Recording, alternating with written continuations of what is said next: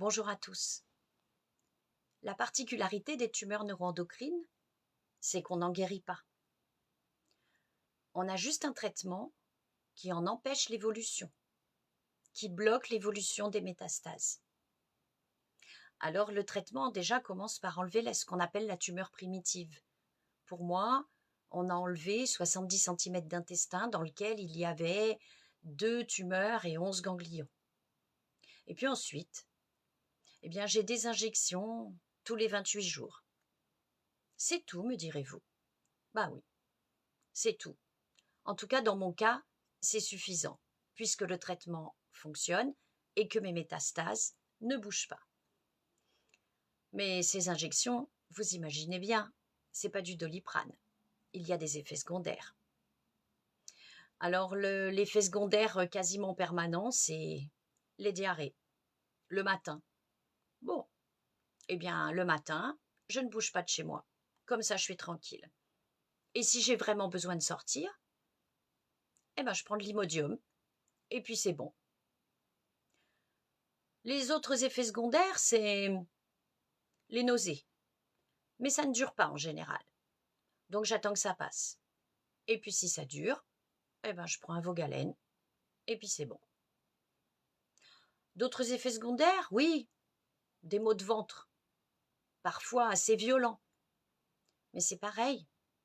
En général, ça ne dure pas, et puis si ça dure, je prends du Spasfon, et puis ça passe.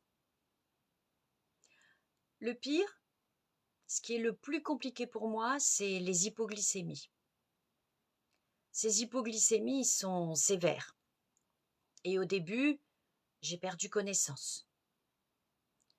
Et puis, après, comme j'avais peur de faire des hypoglycémies, cette peur augmentait mes hypoglycémies.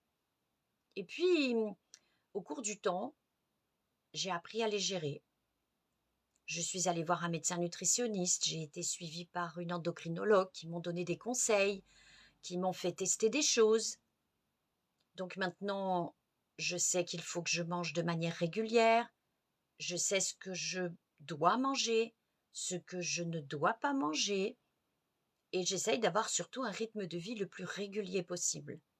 Et puis les hypoglycémies, je les sens arriver, donc je peux anticiper. Et je ne panique plus, ce qui me permet de mieux les maîtriser. Alors je fais avec. Et finalement, je m'en sors pas si mal. Voilà l'essentiel de mes effets secondaires.